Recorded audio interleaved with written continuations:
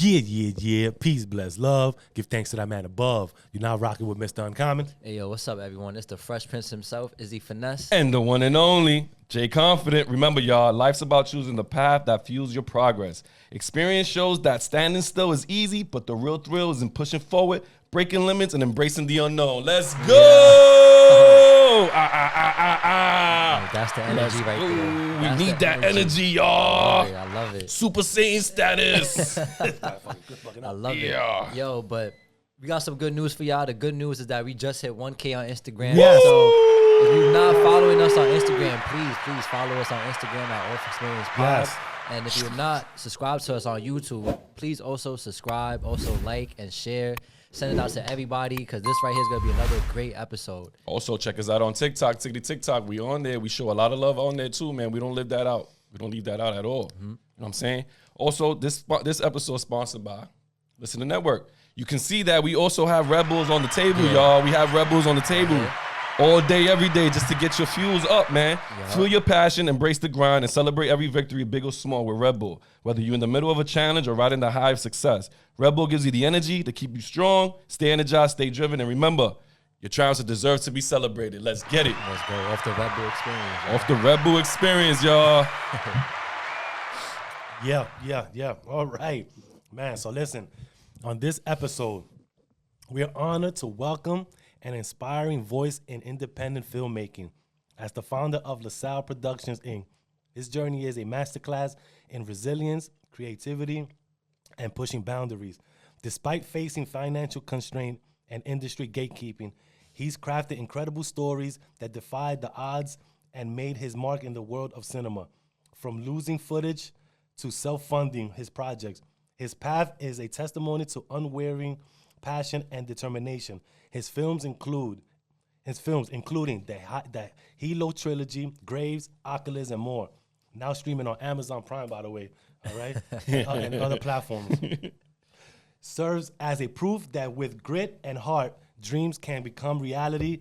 Let's dive into his story and get inspired by the man revolutionizing the indie film world, Mr. Wilfred LaSalle. Give it up for that. Thank you guys for having me. Yes, sir. Nah, bro. Thank you for even coming by, bro. Yo, man, thank you for actually taking bro. the time out of your busy schedule as doing the filmmaking, acting, directing, husband, everything to come down here and show Off Xperience love, man. You got to appreciate that. Thank you guys. Yeah, man. bro. Pleasure Appreciate having you, bro. Pleasure having you. And by the way, y'all know what month we in. We in October, which means that Halloween is coming up. So I wanted to ask you, what are you going to be for Halloween? Because I seen you have like a whole, you got a little portfolio, bro, the costume that you be coming out with, bro, for Halloween. For Halloween, I'm going to be Legos. Legos? Oh, Yeah. shit. My wife and I are actually going today to actually go pick them up in Jersey. We're That's actually going to fire. go pick up the heads and do Yeah. the bodies. And Yeah. That's fire. for Comic-Con, I'm going to do the Batman. Batman? Nice. Michael Keaton's 89 Batman. Oh, that's the best one. I That's love next that, weekend. bro. I Oh, love yeah. that suit. The one that he had, like the leather one. I'm using like, the one from The Flash.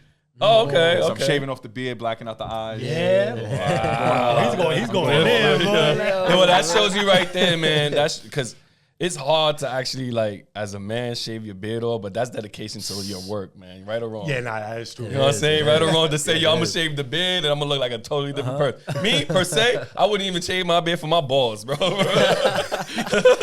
Where, right? Somebody tell me shave my beard, I'll probably get offended. Like, Yo, nah, man, what? I can't do that.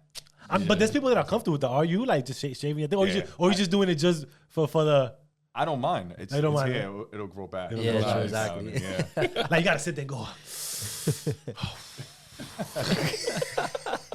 Just see the sweat bead down your forehead. oh my God, man. But, you know, as everyone who has been, you know, here in Off Xperience, we appreciate you coming here, like we said before. Tell us about yourself, Wilfred. Like, were you born at, raised? Let's take it back to the Nitro days. Let's do a little, Growing real up. quick. I'm gonna let y'all know real quick. This episode is gonna be a blockbuster episode. Hey, You see this? A blockbuster episode. To all my people who don't know what blockbuster is, he wear that shirt on purpose? I did wear this shirt on purpose, bro. That's why I wore this shirt. Yo, Blockbuster used to be the Netflix of back in the days. You just go into the God. store, What? pick out a video, a DVD, tape, everything, go What? home, popcorn, everything was there. I think they're Yo. coming out with another Blockbuster, I think. If I'm not there's only mistaken. one. If I'm not mistaken, I wish they are. Blockbuster was. I still remember that Blockbuster that was right there on Jerome and Kingsbridge, right there. Nah, not Jerome. That was Where was it? Creston. Oh, Creston, right Creston there. and That's where it be. Kingsbridge. Yep. Shit, man. Yo, Yeah. Blockbuster episode, y'all. Yeah. Yo, get blockbuster, man. So talk to us, Wilfred. So I grew up in the Bronx. Yes, hometown baby. Yeah, I grew up in. I lived on Fordham when I was younger. I also lived in Lambert. Came from Lambert Projects. A lot of people don't know that's across the street from the Bronx Zoo. My mother was a single mother. She was going to college, working 2 jobs to support us. My sisters and I. My sister stayed home with us to babysit because times were rough. Okay. Lived in the projects. My mother was on public assistance. My father wasn't around. My father had left when I was very young. Right. And had an affinity for always watching film. I stood in front of the TV for hours and just watched Rocky movies and Batman, 1989 movie with Michael Keaton. Yeah. It was the best movie. I could watch these movies over and over again. And take it to when 2019. I'm in the gym in Mount Vernon, Extreme Fitness. And I started getting all these visions. And I went home, wrote the script for what became my first film, Hilo. And the rest was history. Nice. Yeah. I ain't gonna lie, like taking it back, like you said, when just sitting in front of the TV, just watching movies, man. Like I think that was the thing to do before, right? There was no social media, there was none of that other stuff to be distracted off of, right? You was either outside or you was watching movies, right? And being there, just keep watching all these movies. You would really watch them because there wasn't a lot of movies that would come out for us, right? Because we in the cities, like we didn't have cable like that, like at the time, right? Then when cable come out, now you're like excited to watch all these extra movies. Now you get more inspired by all of them. Well, Rook, before you even get to there, what was your favorite old school movie? Oh, your favorite old school movie. My favorite movie of all time is Rocky IV, and then I'm split between Rocky IV and the Brandon Lee's original Crow. Okay. That is. You know what's funny? I actually seen that movie yesterday. And nobody knows about a lot of people. Sorry, but a lot of people don't know about the Crow. But you know, like the Brandon. but you haven't seen it? I'm haven't telling seen you, it. bro. Yes. bro, Gotta see as it. an adult now, I gotta watch it. watching it now, it's totally different, bro. Because before I used to be as a kid, like, oh snap, yo, he's cool, but I never really understood the whole plot of the movie and what really happened. But I seen the movie literally like the other day, and I sat down and watched it, and I was like, nah, man, chill. I don't know if you know the history of The Crow, what inspired that. Yeah. So James O'Barr wrote the novel for The Crow. He was engaged, and his wife, his soon-to-be wife, was killed by a drunk driver. Oh, wow. Oh shit. He went into such severe depression, he wrote The Crow. Off depression? Yeah. Get out of here. You see, People like, write their best work, see, man. and like you telling me that right there, that just makes me even more interested to watch the movie now because like I It's just dark. love the Just the backstory first to Crow, it. not the rest of them. All right, Yeah, the yeah, first yeah, one, the Not the first rest one. of them. All right. With Seriously. Brandon Lee. Okay. Yeah, Brandon Lee. Yeah. And then after that, look up your Wikipedia on Brandon Lee. Then you understand what happened to him. That was Bruce Lee's son, by the way. Yeah. Oh yeah. Yeah. Okay, A okay, lot I'll of people watch think he got killed in the scene where he comes up on top That's of not the table true? to T-Bird. He didn't get killed like that. So when he comes up and he's taking all the shots, Brandon Lee didn't get killed like that. Brandon Lee got killed during a flashback scene when he walks inside to see his wife getting raped. Yeah. And they changed it to a knife shot. But what ended up happening was, I forgot the guy's name. This Fun guy. Boy. He was coming inside, and Fun Boy, he said, "Don't you ever die," and then shoots him. Yeah. And Brandon Lee didn't get up. They were filming that in a studio in South Carolina. Wow. And when they called cut, they thought that Brandon was still in character, Yeah. but he wasn't. He was dead. Wow. And we've seen incidents like that happen too, like in the industry where it's like, I forgot what happened with this actor where they had loaded up his Alec gun, Baldwin? like, Alec yeah, Baldwin, yep. It was like real bullets and it was supposed to be fake and But there was a suppose whole case behind it. there's like protocol behind all those stuff, right? It has to go through different stages, different people. On a big production, there's a prop manager. They have to check the guns. They have to check everything. That's spooky. It's scary. Nah, it Someone didn't do their job. Someone got hurt. But it sucks because now that all the blame and that shit, it just all falls on him, the actor, instead of everybody else that was in charge of that. Yeah, Right. so that's the only. I mean, part. he got acquitted for it. So But yeah, like Wilfred, right? Yeah, Wilfred. people were afraid of what? Nah, because I could have seen the O. I could have seen it. But People do that too. I hate Alfredo. I'm like, no. What? good thing I cleared it right there. But as we ask everybody who has been doing a whole lot, right, with their life, who's inspired Wilfred, like in your household growing up? Who inspired you to be like, yo, I gotta it could even have to be in your household, but like who inspired you to be like, yo, I want to start filming? So it was a lot of different things that inspired me. But like I said, growing up, I loved film. I think it was always in me. I think that growing up, I've always felt like I was different than everyone else. I always wanted different things, and I always found joy in things that people thought were boring. Okay. I think that watching the Rocky movies was pivotal in my life because it was a time when my father had left the house and he wasn't present. And so I used Stallone as that father figure to kind of be that person for me that I needed. Yeah, always, and now I live by that phrase, be who you needed when you were younger. Yeah. And so I think that was really what did it for me. Yeah. But then also fast forward was I've always loved film, and I always felt like telling people your dreams, they'll kill your dream, man. Let me tell you something. If you want to kill a big dream, you tell it to a small-minded person. They will kill your dream. There is no doubt about that. Yeah, that's a fact. And so I remember telling people, hey, man, I want to make films. And they were like, dude, you make $27,000 a year. You're working for the city. Wow. And I was like, okay, I got to show these guys. And I'm not going to say what I'm going to do. I'm just going to show them. And they're going to see. So I just became very obsessed with the idea of filming. And I was just like, all right, I'm going to do this. Ended up buying over like $10,000 worth of equipment. At the time, my girlfriend, who's now my wife, Courtney, wanted to kill me because she's like, you don't know how to use any of this. You didn't go to film school. What are you doing? I said, I have these visions. I'm going to make this film. I'm going to start filmmaking. And she thought I was crazy. But what I realized in that moment was your dreams, whatever it is that you love and you're passionate about, it doesn't have to make sense to anyone else but you. Facts. You don't need anyone's permission to start. You don't need anyone's acknowledgement. If you love something and you truly love it with all of your heart, you'll find a way or you'll find an excuse. Yeah. Amen to that. That's true. God damn, but she supported you in that way, and that's like that's a pivotal big, that's like, a big thing, right? Oh yeah. You don't have to make, like you said, it don't have to make sense to me, but I trust you. Right. I trust you that you know. It took a long time for her to get there. My wife wasn't initially supportive of the idea of filming because she's like, well, you're not making money from this. You're doing this totally independent out of your pocket. There are no investors. There are no sponsors here. It's just Wilfred LaSalle. Yeah. An ordinary man trying to do extraordinary things. Yeah. And so she's like, well, you better make it.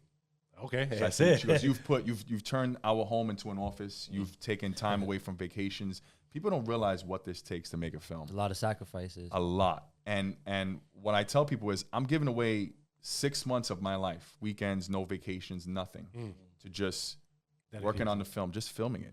Not including editing it. It takes another 4 or 5 months. Yeah. Talking about over a year to make one film. And so her thing was, you better make it. And once she said that to me, I was like, okay, I got to go harder than I've ever gone hard before. And I relate that to the Rocky movie where, remember Rocky 4 when Adrian tells Rocky, you can't win. Yeah. He says, Adrian, I'm a fighter. That's what you married. After he kills Apollo. And when she tells him, his wife tells him, you can't win, that hit me. I was like, almost, that was my moment. I was like, all right, yeah. That was my Adrian moment to my wife. You felt yourself in the car? I felt myself in the car, ready to sing No Easy Way Out. And I was just like, all right, well, this is what it has to be then. I have to go all in. I have to be all in this. And I tell people, like, when people look at me, they're like, hey, man, what do you want to do? Do you want to be famous? I'm like, no, I don't care about fame. I want to be a beacon of hope for people. I want people to look at me and say, man, Wilfred LaSalle came in here from the Bronx against all odds, grew up in the projects, single mother, working 2 jobs, going to BCC college, and he made it. He gave other people the opportunity that he didn't have. Yeah. And that's where that saying comes in, be who you needed when you were younger, because each one teaches one. Yeah. I always look at people and I say, okay, I see things in people they don't even see in themselves. And I think that's what really drives people and connects them to me. It's like, well, Will believes in me, so I got to go hard for him. And that's why my cast loves and appreciates everything that I do. I have James B. Randolph. He's a Brooklyn native, Crown Heights. He's playing Omari Russell in The Security Guard. He's been traveling to Brooklyn back and forth. I mean, doing everything. I exhausted this guy, making him wake up at 4:30 in the morning. The trains don't run. On Sundays. He's coming in. He's working hard because he believes in what I'm doing. And you're on public transportation too. That's tough. No, he sees the destiny. He sees the vision. He sees but again, that's something that he don't want to fail you, and he don't want to fail himself either. as a person, man. You want to grow. It doesn't matter what you go through. That's just temporary, right? Right. You got to keep going. And that's also good too that you got those people around you, because now you're building a foundation. Is that like that right there is a team right there. Oh yeah, and I tell people all the time when people are like, you're getting on News 12, you're on all these networks, you're on BronxNet, and I tell people, let me tell you something. What you don't see is how many times I am rejected. See, people put on social media what they want people to see. Yeah. Right. I'm guilty of that. I'll put up all my successes, all my wins, but you're not seeing the losses. Right. You're not seeing how many times I'm getting rejected. And I always tell people, rejection, all it means is redirection. Oof. That's it. Rejection. No. That's the wrong one? No. I got to see this thing. Hold on. Which one is it? Drop it one. There you go. Drop it. Hey, Funk Flex over here. Yeah. No, which that's a fact. And this is what people definitely need to know, that, you know, just because we post our wins, and again, we all guilty of it, right? Like we should be more prone to giving our failures. They're not failures, because I don't want to put that word because it seems so harsh, right? Yeah, progress. Lessons, whatever the case, experience, right? That you got to go through this. Everybody got to go through this, regardless of whatever the case is, right? And 20 no's is going to mean one yes at some point. Oh, yeah. Keep working, and that's what he was doing, right? Oh, yeah. Keep working, and look where it's getting you now. And it will get you in the future. Oh yeah. And I have this acronym that I put on my shirt recently, and it's called SOAR. SOAR. Okay. And what that means is supersede obstacles around rejection. Shit. And for me personally, I've used that in every sense of the way, and saying to myself, okay, if I can go out here and revolutionize independent filmmaking and show the world what one guy can do with no budget, Right. with no help, just doing everything, writing, directing, producing, filming it now, I can change the world. Yeah. I can give that person who doesn't believe in themselves that inkling of hope, where they can say, okay, you know what? That's the person I want to be. Yeah. Yeah. You have to have all the confidence to fail in life. Yeah. If you have all the confidence to fail, and if you get comfortable with failing, You'll be all right. then you can surpass anything, because right. now there's no way to go but up, right? Yeah, You've right. already You've been hit told bottom. no. You've already hit the rock bottom, and so knowing that has been pivotal for me in my life and in everything that I'm doing, because I really love this. Like, I breathe this. I am obsessed with filmmaking. I am obsessed with bringing actors that are not known to the forefront, where they can showcase their talents and be seen, hopefully discovered, because I have some of the greatest actors in the world. Yeah. Lance Theobald Jr., I have Tara Beavers, I have James B. Randolph, Rob D'Angelo. These are all names you don't know, but the world will know them, because facts. they are absolutely incredible. And my company is nothing without them. No, shout out to them. Yo, for real, man. Y'all heard it here first, man. So you I know you're saying that, and it comes to my question. It's perfect how you got into it. Like, you face numerous obstacles, right? From financial constraints to industry gatekeeping, right? What kept you motivated to push through those challenges, and how did you transform these setbacks into stepping stones? For me, it was more of saying to myself, I would watch these guys, these other indie filmmakers, and I would say, okay, he's not better than me. Not only is he not better than me, my quality is better than his. Well, why is he where I need to be? Yeah. Is he outworking me? Is he doing something that I should be doing? So I started to watch them and this is where the Kobe mentality came Yeah, from. the me. I was Mamba. watching them. Oh yeah. And I listened to all these motivational videos, and I'm listening, and I'm saying to myself, okay, I'm gonna stalk this guy like prey. I'm gonna watch what he's doing methodically and strategically to make sure, okay, he's doing this, I gotta outwork this guy. This is the guy I gotta outwork. And he became my competition. He just became, I was like, okay, I'm gonna put this guy on my map. He's my bullseye.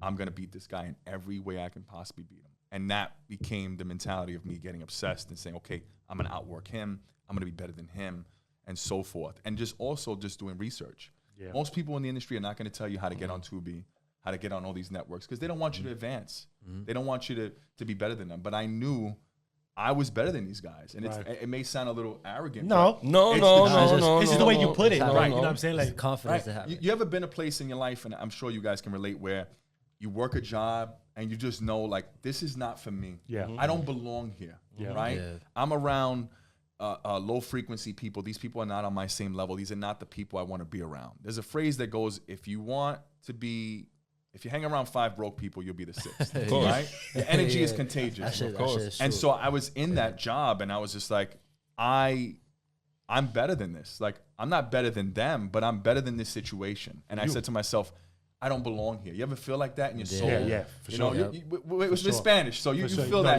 spiritual vibe, and it's almost like it calls to you, like, man, you don't belong here. Like, and that's when you start separating yourself. Right. That the separation starts coming. And I learned.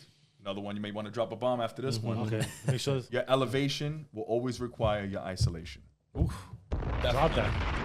The elevation will require your Yo, it's true. And because That's we poetry we right always there, talk about that, man. Like, is what we doing is I'm not gonna say push people away, but I'll say it in lamest terms, right? Right. That they're not around no more, right? Because we have to be focused on what we doing, right? And there's nothing bad, right? But people take it that way. They perceive it to be that way, right? But it just ends up, that's just the way how it's going to work. That's the law of attraction of the energy, right? You're going to end up being isolated for that. Well, Tyler Perry said it best. And what he said was, he gave a speech, and he said basically that when you are ascending, when you have a rocket ship and you're going all the way up, eventually pieces start to fall off that rocket ship because they can't go to the altitude that you're going. He said something like that. Yeah, no, he said it. That's what he said. I'm butchering it, but, You said it right. but you know what I'm saying? And the same goes for anything in success. It's about the same people you start with, unfortunately, not the same people you're going to end with. You know, as you grow, you're going to lose people. Yeah. And I had to get very comfortable with that because each film I made, I got very close to my actors, and I was like, man, you know, we became a family, right? And I was like, oh, I wanted to keep this family thing. But I realized the next film, they weren't coming back, or it just didn't work out. And I was like, damn, you know what, man? That hurt because I grew a bond with them. Yeah. But I had to learn this is also a business, and I had to also understand that they can't go where I'm going. Yeah. Right. You know, you're in for a season or for a reason, right? And it's almost like, all right, well, he's going his way, I'm going my way. It doesn't mean anything bad about it. It just means where I'm going, he's not going. Yeah. You know, and I tell people, like, I wish you the best. I know what I'm going to do. I know how hard I'm willing to work, and I'm willing to outwork anybody. Yeah. In the indie industry, I'm willing to outwork anyone. Yeah, I feel like in people are always people are meant to come to your life, like you said, for a season and for a reason, right? It's just you was here to teach me this, or for me to learn this, or for you, it doesn't matter. But there was something taught out of there, and like you said, it's just a business. What are you gonna do? Like you can't be on every movie, like. You know what I mean? Yeah. Every movie I'm in, you cannot. It's not gonna happen. Right. Yeah. I'm trying to elevate somewhere that you spend so much time with them, and then you build, like I said, you build these bonds with them, and you guys get close. You know, you guys are like you're on set every day, 6 months, and you're editing, and you see these guys, and it's just like, it sucks, but I got to move on. Yeah. I can't harp on what if. I got to continue moving forward because time is a thief, and time is the enemy. Yes, we all know that. That's a You know? fact. Yep. And people think they have more time than what they actually have on this earth, and I refuse to waste any more time talk about it. being unhappy or doing something that I don't, Exactly. that doesn't bring me joy. Talk about Like it. that right there is exactly why you got to be kind of like selfish with your time. Absolutely. And that's why a lot of people can't come with you too on this journey too, because bro, my time is valuable. I'm not just gonna be using my time to be doing like just not doing anything. Basically. Yeah, and like how you said too, like even with the actors, just some of them don't come back. It just reminded me of like how Adam Sandler, like he has his own productions and he literally has the same actors in every single movie, right? So that's what I'm hoping for you, bro, that you get your right team around you and y'all go up Happy from there. Productions. Yeah. Well, we do that now. I mean, we have. I try to keep the same actors. Yeah. It's hard to bring new people in. As much as I do bring new people in, I'm very careful on who I vet, who I let into my production. I can tell you this. I can tell you that there are a lot of indie filmmakers that will come on, or people who will come on to your set or in your company, and will have hidden agendas that will try to infiltrate, copy. And I hate copycats. Got you. I see. I've always said that. I hate a copycat. It's one thing to admire me. It's another thing to copy me. And I'm like, all right, dude, like be original. Right. Be original. Yeah. And for me, it's like I have to be very careful because people, you know how people are. Yeah. They will betray you. They'll come in, try to steal your ideas. Yeah.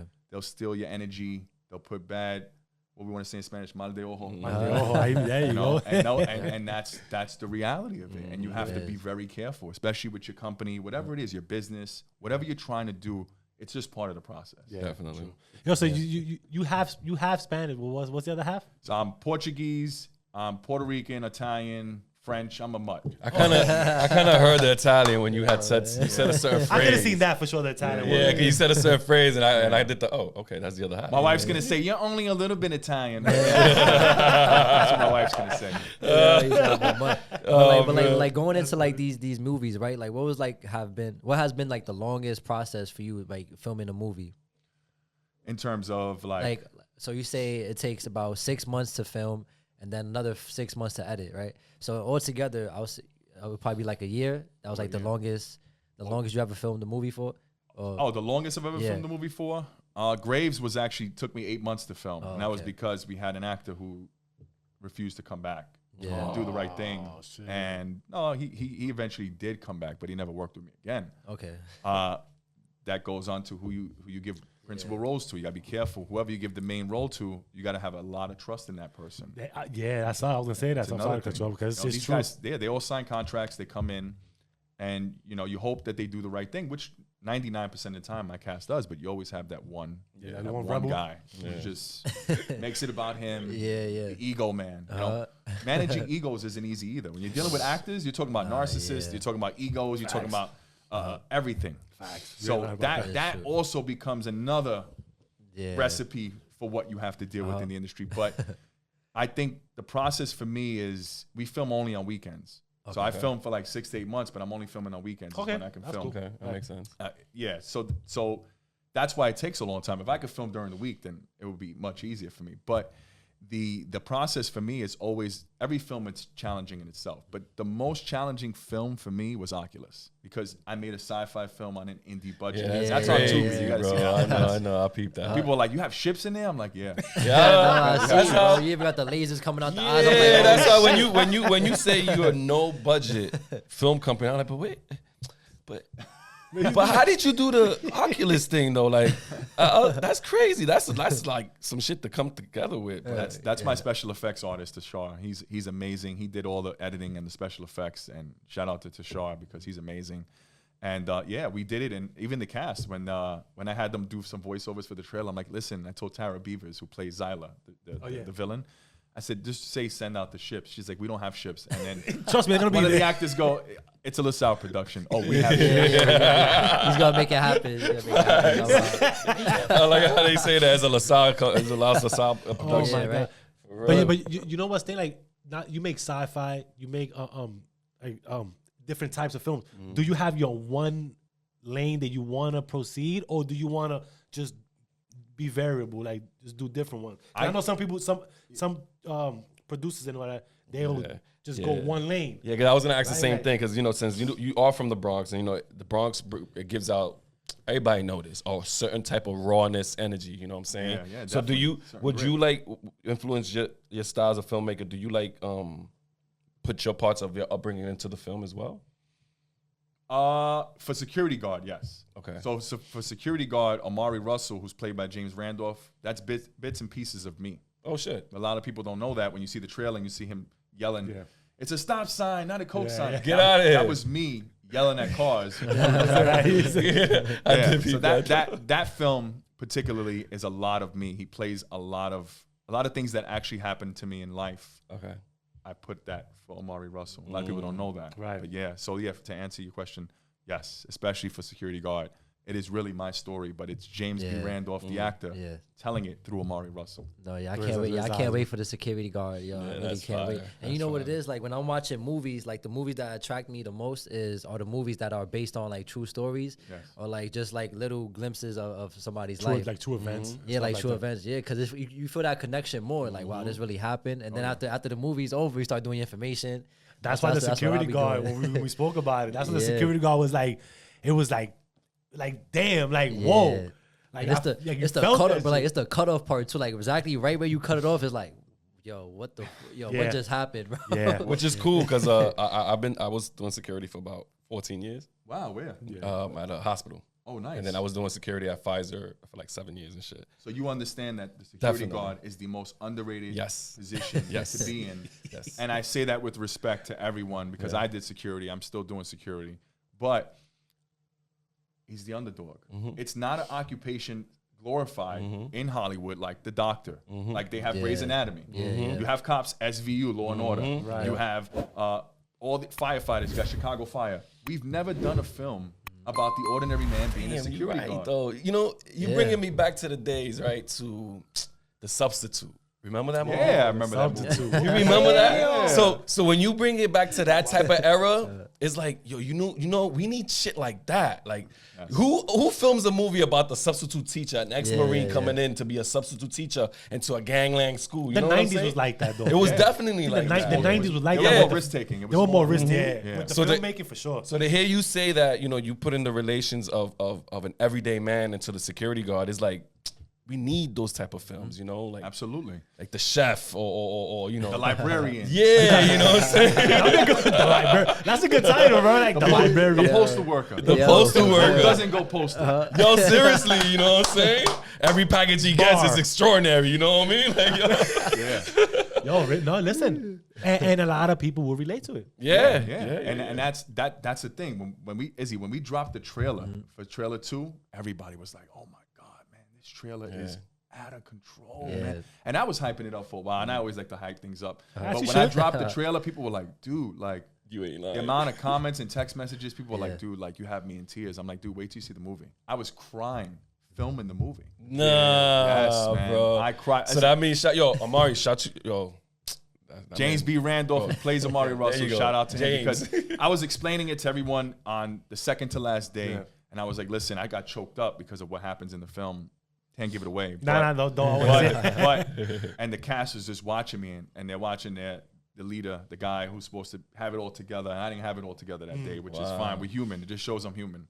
But I couldn't believe what we were doing, and just watching the scenes that I was filming, I was in tears, man. That's how serious this is. That's how I know when people were watching that trailer, they felt that. Yeah. They're gonna feel this movie even more. I'm hoping that it opens up the eyes of everyone. Nah, you got one Because here. You got this here. no I know you got one- other films, but This is the one. This is the one, bro. This is the one that's This going is to the put the one, company and James B. Randolph and Mackenzie Rain D'Angelo on the map, because that's actually, I don't know if when you seen the trailer, when you seen the cop run in there, Yeah. he's like, "I got to run in there." He disobeys his boss. So that guy is Rob D'Angelo. He's my production manager. He helps out with Get everything. outta here. That's actually his daughter that plays wow. Oh, that's Omari's fire. daughter. Yeah. that's dope. Yeah, so shout out to Rob. Rob's been That's helping me dope. through everything, man. Rob's been on set every day. He's been, taking no vacations to be. It's been a lot, and I'm thankful to have him and everybody cool, else on the yeah. team. I You love see the it. bigger I love picture, it. man. You see the bigger picture. Nah, I love it. So like the LaSalle last name, right? Like what does it mean to you, and just like naming the production after it? It means everything to me. I'm named after my dad, and my dad is everything I want it to be, but everything I can't be. Okay. And I'll say that very personally because my father was. I love my dad. My dad passed away in 2007. He died at 55. Condolences. And when I lost him, a part of me was lost. But also, I realized that I can't be like my dad. My dad made a lot of decisions in life that hurt my mom and did a lot of crazy things. And he didn't marry my mom. So I made sure I married my wife, my girl. I make sure I'm everything he's not. So that name means everything to me, but it's very personal to me because I take pride in it. Right? I take pride in that last name. It was always in me when people was like, "Oh, LaSalle Productions," and I was like, I went through my little phases where my Instagram was like "Life with LaSalle," whatever, and I was like, you know what? I'm gonna use my name. Why not? It's my name, and I didn't want it to be LaSalle Media because I was like, everyone does that. I was like, let me just do LaSalle Productions and call it a day. But it means everything to me. It's my brand. It's my last name, my wife's last name. So I love that, and I love the fact that. A little off topic, but I love the fact that when you marry, your wife or your husband are the most important things in life, right? Because when you get to pick, you can't pick your family, but you get to pick them as your family. Yeah. And to me, giving them your last name is amazing. To me, that's so dope because it's like, I picked you, you're my family. Yeah. Yeah. You know what I'm saying? Yeah, So I yeah, love, yeah. that's what it means to me. I understand And it that. means a Oh, lot. that's beautiful, man. Yeah, because once I told my wife to change her last name, I felt. All right? Like, She said, "Fuck out of here." Nah, said, she "Nah, you did. good?" Nah, she did. Because ain't nobody calling her that other name. I don't know what that is. Who the fuck is that person? I don't know who that is. But you had asked me something earlier, I guess. We didn't get to it. Oh no, about the well, I wanted to ask you something right now, but the genres. So it's two. So now I got two questions now, right? Talk to me. The genre is the first one. Like, which one would you want to You told me which what would I want to stay with, right? Yeah, would you are you the type to just want to stay with one or explore? So I like to explore different genres. Like a lot of people have asked me, they're like, "Are you ever going to do a horror film?" I'm like, I don't know, man. Right. It all depends. Well, that's all you need right now, I think, because you got the I got action, I got adventure, I got sci-fi, I have drama, yeah, I have suspense. But I need like thriller. You need a thriller. I see you leading into it though, because you do like Halloween, so I see you doing something. Yeah. Horror. I don't know. Listen, horror's kind of hard, I think, right? It is, but it's something. It's not off the table. But like I said, the next, like I said, Security Guard, and then the next film is called The Veteran. That's going to be big. That trailer's coming out in March. Yo, They're going to get that. They're actually going to get that trailer at the premiere, because what we do is we have a premiere every year at the Dobbs Ferry movie theater called Look Cinemas. Okay. Dobbs. Oh, we in there. Yeah, and we show the movie to the cast before it even goes on streaming services. And we're going to have, like, everyone gets up, they talk. So you're going to get that trailer. It's like Marvel. They call it the LCU, the Salle Cinematic Universe. I'll premiere that trailer when no one's seen it. And then they're like, oh, man. Same thing we did with Security Guard. Okay. That trailer was shot before the movie was actually shot. The first one. Really? Yeah, a lot of people don't know that. Yeah. Oh, shit. Yeah, and It held you accountable, though. it held me accountable. And but that's what I do. I put my back up against the wall. I'm like, all right, if I force myself to do it this That's way. tough, I'm though. forced to do That's that. tough. Yeah. Most people tough, cut it right? from the Yeah. movie. Yeah. God bless, bro. I'm a little different. I like to do things. out of God the bless, box. bro. Because that really shows you, like, yo, I have to do it now. Yeah. You have no choice. I have no choice. Same thing with Veteran's going to be deep. Like when you see. Just the name itself. So bro. I'll Like, tell you this. When you see the trailer, you're going to hate society. Really? That's how you filming it? You're going to hate society. I'll tell you what we're doing. The actor who's playing him is Yanko Valentin Perez.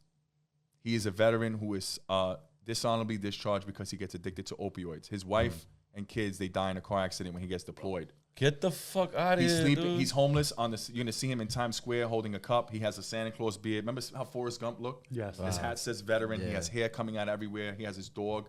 He's on a cardboard box. People are not giving him money. There's a scene where a guy comes up to him and spits on him.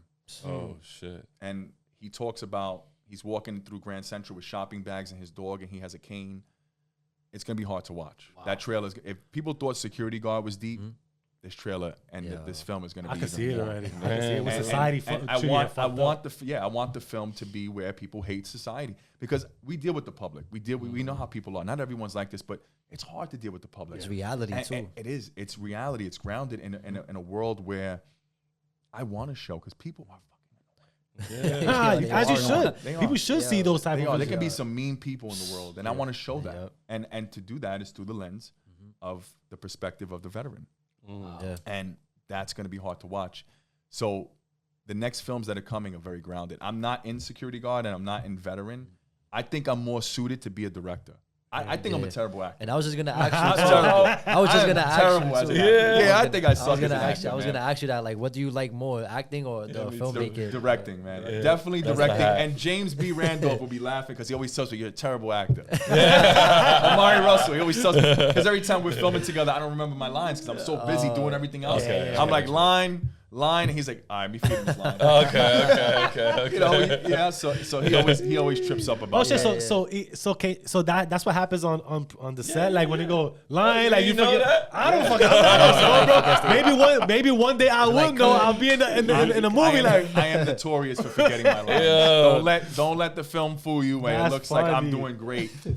Even if I have 3 lines, I'm forgetting them because I'm so busy doing everything else. I'm doing like the filming, I'm directing. It's a lot. Not to make excuses for it, but I don't think I'm a great actor. I think that the actors that I have, that's what they're meant for. I think at least you're real with it. Yeah, I think I'm better suited behind the camera. Some people, and not throw shots and anything, but it can be Tyler Perry. They don't want to be Tyler Perry, right? They don't want to be producers and actors at the same time. I just want to be back here. You know what I mean? Like so, absolutely. That's all commendable. Like so my second question would be, but it's again off the topic, like going into what you said off the topic or what you said for the last name. Do you feel like your last name, because you said you wanted to be like your dad but not like him in the same senses, right? To elevate your last name based off of that and make it something that So what do you? in a sense, like, do you feel like you want to make your last name better than what your father did. Absolutely. I want the LaSalle name to be a household name. I want people to look at that logo that I have here and say, anything that guy puts out is gold. Okay. LaSalle Productions. The only competition for me at this point, and I'm gonna be very honest, is A24. That is the only indie. That's the only indie company that can compare to my company. That's it. And I know people are gonna think I'm crazy. That's crazy. People are gonna say I'm crazy. That guy's overconfident. He's out of his mind. Watch my films. Watch what I do with no money. Watch how I do it. People think I have a 50-man crew, a $90 million budget. I don't have any of that. That's crazy. A24 is my only competition in the indie scene. That's it. A24 is what? It's another company where they do make a lot Civil War. of They have a lot of movies out. And they made Civil War. Yeah.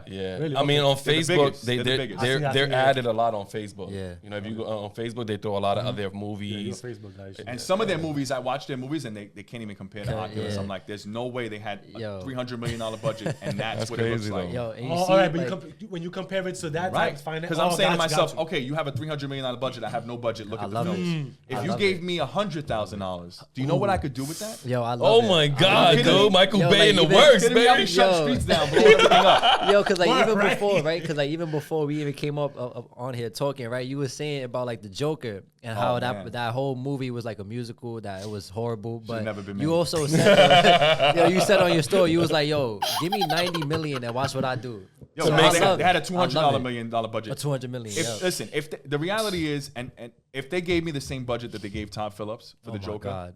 fillet of fish, that's what I call it. I would have done 30 times better because, like I said, I don't want to spoil it, but the ending pissed people off. It just wasn't a good film. You don't make a musical after you make $1 billion for the most rated R movie, which was the Joker movie, which really was a character study of Arthur Fleck. Yes. Yeah. If you would have slapped Arthur Fleck on that, it would have never sold. It sold because people love the Joker. Yeah. Facts. And when you don't give the fans what they want, especially DC, because DC makes it very hard to be a fan. Yeah, exactly. I don't know. They always I don't know cut why you I off like at the knees. All right. So you're a Marvel guy. I love them all. I love all of it. Yeah. I'm a nerd. Nah, Go yeah. to Comic-Con, I But dress up. that's how you would know it, that Yeah. DC, because you watching it. But to me, it's like I look at that and I'm like, man, just give me the budget. Just give me the budget. I love these characters. I'm fully invested in them. Yeah. I will show you and give the fans what they want. I know that for sure, man, because that fucking movie looked like it Yeah. sucks. Oh, man, you got to see it. It's bad. I don't want to. I think I it's don't a want to. waste. I seen the trailer, and I definitely don't want to watch Yeah. it. But The there's trailer's better than the movie, though. Yeah. The And- trailers are better than... I and I watch don't- the and I don't trailers even wanna over watch and the over movie. because I love it, but it's just not a good movie. A lot of people are going to agree with me, but a lot of people are going to be like, oh, he's crazy. It's not a Nah, good movie. you gotta. Yeah. People got their own. Yeah. But everybody said that the movie was filmed for Joaquin Phoenix. It was filmed for him specifically. Just for But he said he didn't want to be. He didn't want to be. He's an amazing actor. A lot of people were blaming him. It's not his fault. Yeah. It's not. It's the screenwriter. It's the director, and it's the fact that you made it a musical and put Lady Gaga. And I like in it. Joaquin. Yeah. Yeah, that's crazy. See, now if they would have never made it into a musical and they would have stick to the whole script of the Yeah. Joker and made her who she was supposed to be, Harley Quinn, right? yeah, then I would have been like, all right, maybe this is something cool where this, she's a therapist and actually his therapist and not his fucking co-patient. You know what I'm Yeah. saying? But you got to see the movie because they went off with that too. See? That Wow, wasn't that's even part of crazy, it. Yeah, bro. it's she's in the movie for like a limited time, That's and crazy. it's awful. Yeah. I don't know. But I don't know why they feel like you can make any movie as a fucking musical. Because they have the like, money and they can just do That's stuff. just Yeah, they just corny do though. whatever. That's Yeah. what it is. And you I know- don't like musicals like Yo, that. Like but like- honestly, there's some yeah. that I sorry. There you go. There's only old school ones that I like. So which one was Elf, no, the one with shit. Ryan Reynolds? Maria? No, he calls it Maria. Like the musical. It's a musical movie. Like Oh, the West Side Story. shit like that. Oh, like that's old school. that's what I'm saying. Like only shit like that. that was good. I like Oh, that was really fucking good. beautiful. Yeah. Hell yeah, that was fucking beautiful. But don't make like things like that. Like music, it don't work. You know what's the perfect doesn't example? work. I'm sorry to cut you. A perfect example was Romeo and Juliet with Leonardo DiCaprio. I fucked. No, with I it, like though. that one. I like that one. See, I that ain't one gonna was lie. kind of sort of a little music in it type of Yeah. thing, But and Not I liked too it. much. It wasn't too much. But it wasn't too much. The right. Joker musicals didn't add any context to the movie. That's the thing. It was just- Exactly. it, Thank it you. was almost like they filmed the movie and said, "Let's just do the musicals." Yeah. And all of the action scenes that you see in the trailer are the musicals. Yeah. Yeah. See, that's the part right So there. they Like fooled everyone with the trailers, which Yeah, was yeah. like, all right, well, That's the big one, right? That's Yeah. the biggie. But you got something? No, go ahead. Wilfred, do you feel like the Bronx is underrepresented in film, and is that something you're trying to change with your work? absolutely. I think that I film like 70% of my films between the Bronx and Mount Vernon, mostly in the Bronx. really? So almost all my films are shot in the Bronx. Nice. And it's funny because we shot Graves on the Cross Bronx Expressway. Okay. And a lot of people, when they saw the trailer for it, they were like, Look gritty. That's gritty. That's crazy. How did you do that? Well, I said we had the cameraman hanging out the car, and everyone was like, dude, like, that's sick that you did that. Yeah. I almost got arrested. No, I read man. that. I read Man, that. I read that you almost got arrested like twice or some Oh, shit. man. More than that. So filming Graves, I was almost arrested, I think, about 3 or 4 times, man. We filmed the scene where the cop came in. We were filming in Jersey and Newark, in like this gritty place. When you watch Graves, you'll see the cop comes in. He's like, what department is that? These guys look real. They have real guns. Like, it looked legit, like, you know, a real the police force. And he's like, come to my car. What saved me was my old lieutenant. He's actually a retired NYPD lieutenant. He went over there, showed the ID, and the guy let me go. He was going to arrest me and confiscate everything. And then filming the scenes on the highway, we shut down traffic. Like, we shut it down, and people were like taking camera video. We had the cameraman hanging out the car. But he wanted to arrest you because y'all have the props and all We that don't like have that? permits. We Yeah, we filmed have with no permits, permits. yeah. We filmed But guerrilla because of the style. props or because of the permits? The Like, props, no permits, trespassing. Yeah, Really? but, Name but it, it's man. like, Yeah, it's like so everything goes- imitating a police officer. 'cause okay, I got you. all Yeah, that yeah, stuff. yeah. That Yeah, stuff. right. People don't realize I'm filming these movies with no permits. No, That's yeah, you're why- right, And 'cause I don't like- ask for permission, I ask for forgiveness. That's it. Hello. That's it. Hey, he ain't lying though. He ain't lying though. Yeah. He is not lying. As you should. Listen, honestly, it's a fucked up message. But that's That's just how you get things done. That's how you get it done. I love it. Because man. you're gonna get no. You're never gonna do anything. I'll tell you something really funny. We were filming Oculus. There's a hospital scene. We were in, I forgot where we were. We were at this hospital. Tara Beavers, who plays Zyla. We were upstate New York. That's where we were at. We were like upstate. And I went into the hospital and I was like, hey, do you mind if I film here? They're like, hold on, let's get the manager. They come downstairs to get the manager. Manager's like, no, you can't film here. You don't have permits. You know what I did? I said, I will never ask for permission again. I went down the block. They had like another hospital, and I just went, set up shop, and filmed and got my shots. Yeah. That's it. And that's it. That's it. Because again, if I ask for permission, I'm never anything in life. When you ask for permission, and this only relates to certain things. Right. But That's what I don't I'm want saying. people to get carried away with this. You have to just do it, man. Yeah. You have to just say, you know what, man, I'm doing it. I don't care. You miss 100% of the shots you don't take. So I make sure I take every shot I can possibly take. That's a fact. In everything that I do. If I got to send 500 emails, I'm sending 500 emails. If I get 3 responses, that's good. That means I got 3 responses I would have never gotten had I not sent those emails. And I'm glad you said that right there because I didn't want to mention because I know that was off record when we was talking about it. But tell me. now that you're saying with the emails, this is the part when you said earlier that we post our wins and not our losses and our lessons. That's what he's talking about with the emails. You sent 500,000 emails, but if you only got 3 responses, cool. I'm great with all that. That's the work that y'all not seeing on behind the scenes. Facts. You They know never what I mean? see it. They never see it. The reality is they never see the work. They only see the wins. And like I said, when people see me, they're like, oh, Will, you're doing great. I'm like, yeah, dude. But what you don't see is how many times people are telling me, no, stop emailing me. We don't want to hear from you. We don't care about your film. We don't care. People are rude. People are disrespectful, man. And they'll straight up tell you. See, but you can't let that deter you from doing it. Say, okay, no problem. All right. A no can always turn into a yes later. A yes can never turn into a no, usually. Yeah. So I said to myself, okay, all right, I'll take that. I emailed every reporter. I even showed up to News 12 The Bronx. Let me tell you how I got on News 12. A lot of people don't know. I'm going to tell everybody how I got on there. People are like, oh, man, I saw your story on News 12. I'm like, well, what you don't know is it took me 2 years to get on there. I showed up to News 12 Westchester, which is on Executive Boulevard in Yonkers. Anyone who knows that. It's behind Red Lobster, Chili's or whatever, Applebee's. Knock on the editor's door. Knock on the door. I've been emailing this editor for over 2 years. She's acting like she speaks to me like I'm a new person. Yeah. Email threads. She opens the door. I'm like, listen, hey, how you doing? I'm Will Salle. She's like, oh, I know who you are. Hey, gives me her number. Gives me the whole, I'm going to help you. Yeah, we're going to. Never hear from her. I kept on and kept on. But had I stopped, I would have never gotten the feature. Exactly. And I mean, people are going to say, man, you're crazy for doing that. But my cast even knew. They were like, dude, that's amazing. That's how you do things. Like, they're not coming to me knocking on my door saying, hey, man, we want your story. No, you have to go after it. If you want it, you got to go after it. That's it. Plain and simple. And same thing with New York One. I'm like emailing. Oh, email the news desk. I'm like, dude, these guys don't respond. I DM these guys. They don't answer. They don't even look at my messages. You have to just keep going. Yeah.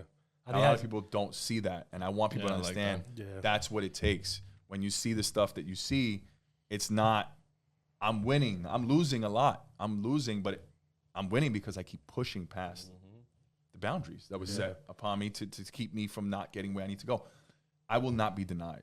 That is purely my insanity. People are going to tell you Will LaSalle is out of his mind. They're 100% right. Believe everything they tell you. But what they won't tell you is that how passionate, how much I love this, how much film is in my blood, how much I enjoy being on my set with my cast, how much of a family we are. And you got to love this to be in this. You got to put in your 10,000 plus hours. Yeah. That's a fact. All right? It's never going to be handed to you. It's not going to be easy, but it'll be worth it. I know it sounds cliche, but you have to break persistence, breaks resistance. And that is it. Yeah.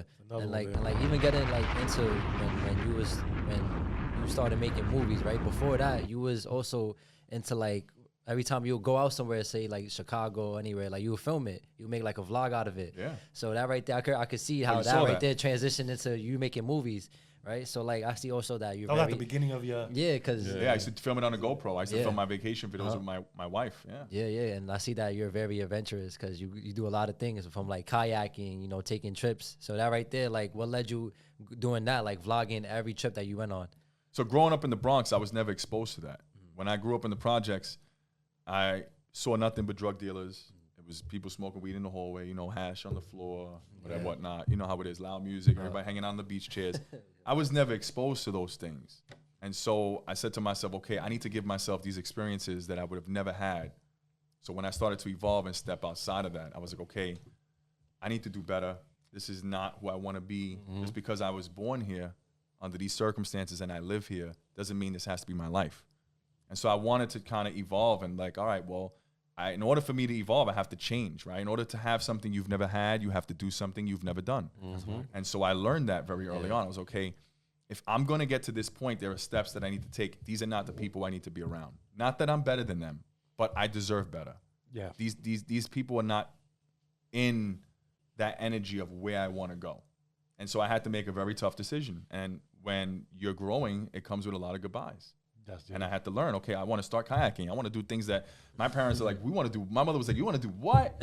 Puerto Rican. What do you mean you're going to go kayaking? You know, what do you mean? Like we just went hiking this summertime. We was like, we got to do different things. You have to break. You have to break those boundaries. You have to break all of those stigmas and those stereotypes that you can't do something because it's not. No, if you want it, do it. Surround yourself with good people too. Yeah. You know, I'm the CEO of my own life, not just of my company. I promote and demote people every year. Every year I take an inventory of people. That's it. I swear to God. I take an inventory. I'm like, okay, who's up? Albert, my best friend, he's staying. I'm taking that, bro. This guy, he's going. He hasn't contributed anything. He's a taker. He's not a giver. He's selfish. He only calls when he needs something. I had a friend. I'll tell you a story. He used to call me every time with the same issue. Same issue. You know what I told him? I said, dude, I love you. But at this point, if you're going to call me with the problem that you continuously keep having, you don't want a solution. No. You want to pour your garbage onto me. It's like people are like garbage trucks, man. They'll dump their garbage, they'll dump their emotional baggage onto their hang-ups. And if you receive it, then you ever talk to somebody and you feel like down, like, oh my God, that drained me, right? People are energy drainers. And so I said to him, the next time I hear from you, there better be a solution. Because at this point, I'm not picking up your calls. It's just noise at this point. And it's deterring me. And every time I speak to you, I'm drained. I never heard from him again. Good riddance. That's it. You don't need people like that around. Those are low frequency people. Yeah. Those are people that you don't need in your life. Facts. Those are people that you have to, it doesn't matter if they're family. You people have to understand, sometimes it's family that will do that to you. And people are like, hey, Will, why are you so isolated? Why are you so selfish? I have to be selfish. Yeah. This is my life. Yeah. I have to be very careful who I allow in my circle. Yeah, definitely. And that's the problem too there, that when you do that, and then when you go somewhere, they feel like, now they too good to be. I put in all this work. Like, what were y'all doing this whole time when I was putting all this work? But you want to reap out of my fruit tree and all that. Like, it's not gonna work. No, bye. Like, it's not happening, man. 100%. I have family that I don't talk to. It's been years, maybe decades. I don't talk to family. And people say, man, you don't talk to your brothers or your sisters. And I say to them, no. Doesn't mean I don't love them. Right. But I have to love them and feed them with a long spoon because I don't like their life. I don't like the people they surround themselves with. My nieces and nephews will eventually understand that their uncle loves them, but I can't be around that. Yeah. Just because we were born in the projects and we were raised a certain way, they haven't gotten out of that mentality. It's like, well, you came from here. Well, I came from there, Yeah. but I'm not from there, and I don't live there anymore. Yeah. Right. It's not your mental state from Right. You have to evolve, and I think people have a problem with changing. I think people are afraid of change. I was one that was afraid of change, but people are like, man, you don't talk to. No, I don't. And I don't feel bad about it because it's my life and they don't contribute anything but negativity. Yeah. So I just stay away. My family's my wife and my dog. That's it, Man. And as selfish as that may seem, that's okay. that's okay. That's what it is. Because I relate to that, Me bro. too. Yeah. I always say that because you can't tell me you're gonna change if you have no room for growth. Correct. You understand what I'm saying? Because I know a lot of people, I know a lot of family members in my lifestyle that I treat like math. Like I could easily subtract you and I can add this person in. You know must what be I'm a saying? Sagittarius. I'm an Aries. I'm a fire sign. You Sag? I'm a Sag. You see? Fire signs all coming up day. with all these Yes, it's all metaphorical. Because at the end of the day, life is all metaphorical. You know what I'm saying? If you look at it just straight, you're gonna miss that one thing that's bright. You know what I mean? But that's how I tell people. I can easily subtract you from my life and add something else in that can easily remove that negative energy and put the positive energy. Right. Yeah. And you're not wrong for that. And don't ever feel bad for course doing not. what's best for you. Exactly. And people will always make you feel bad for that. And I always say to myself, I don't feel bad. I'm over that guilty stage in my life where you're going to guilt trip me into feeling, Facts. oh, why don't you talk to your brother? Why don't? Because they're not where I want them to be. And I can't control those things. I can't control that. Yeah. I can't listen, I can only control what I do. I can't control what they do. Yep. And again, if they don't want to grow, I have two options. I have to remove. If you can't change, you're never going to change someone. So Yep. for me, I got to remove myself. Yep.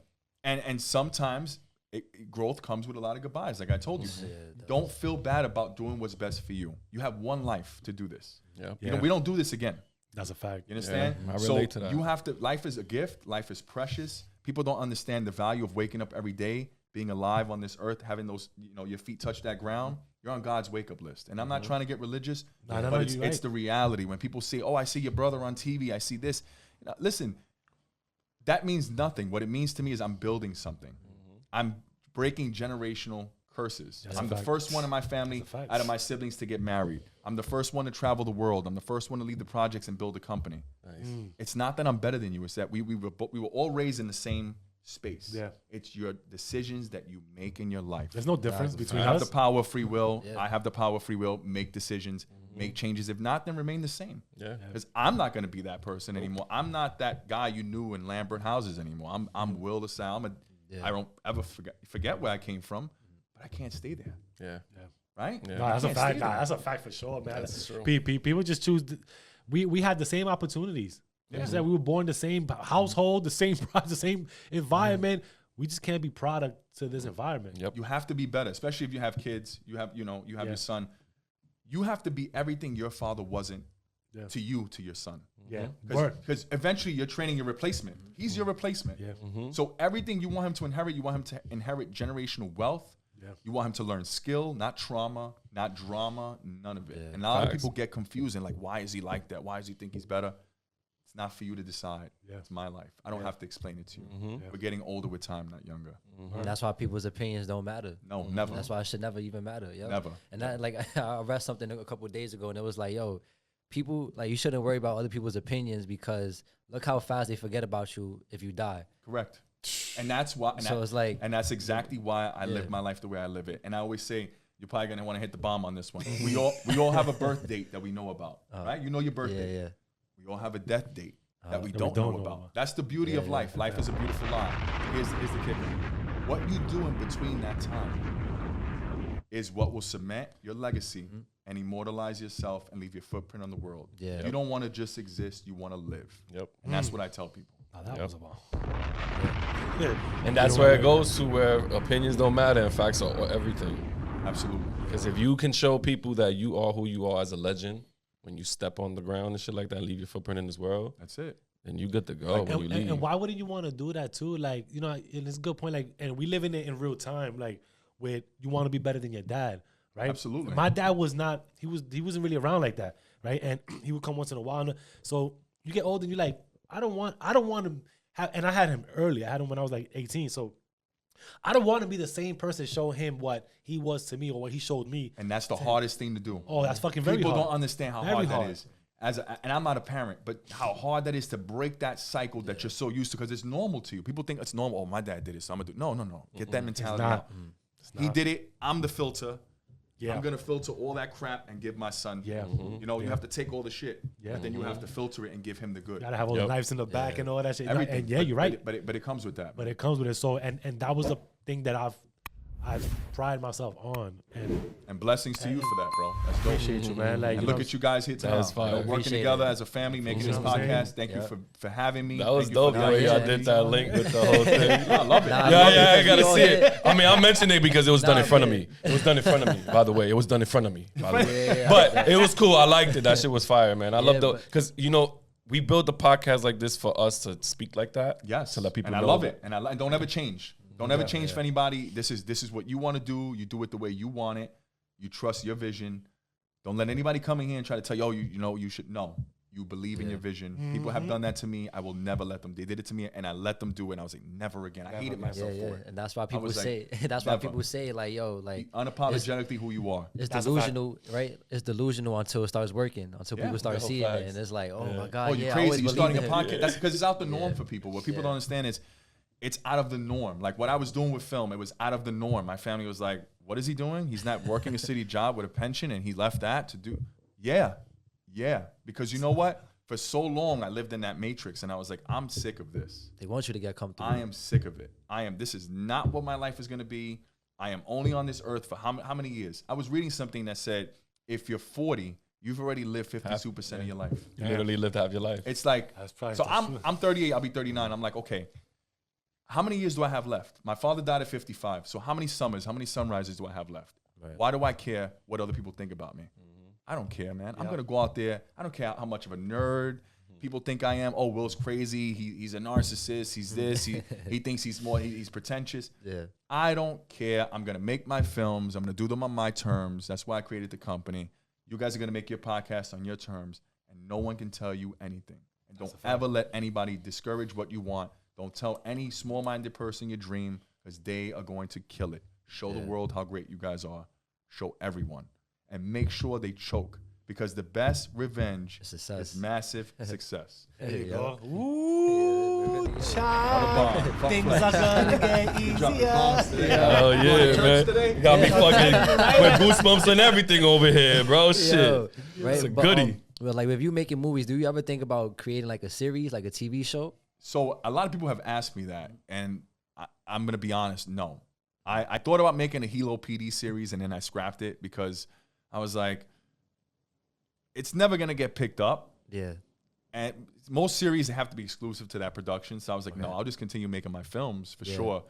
But, yeah, I mean, I personally have no interest in doing a series. Now, I am going to make 2 films, like I told you, Veteran and then Gravestone, which is going to be a prequel to Graves, which is why you have to see it, because I come back in that. I'll be acting in that. Okay. God bless everyone. But, and then after that, everyone's like, well, Will, what are you going to do after the 8th film? And I'm like, I might retire. They're like, you can't retire. What do you mean you're going to retire? Yeah. I'm like, I don't know if I want to still do independent filmmaking. The reality is I tell people I'm going to retire, but I'm not going to retire. I'm going to end up doing another Oculus and then doing more films, because at this point, I built so much momentum. Yeah, hell yeah. 8 films in 8 years at that point. And it's like most films take 2-3 years to make. I'm pumping them out. Do you have a goal of how many films you want?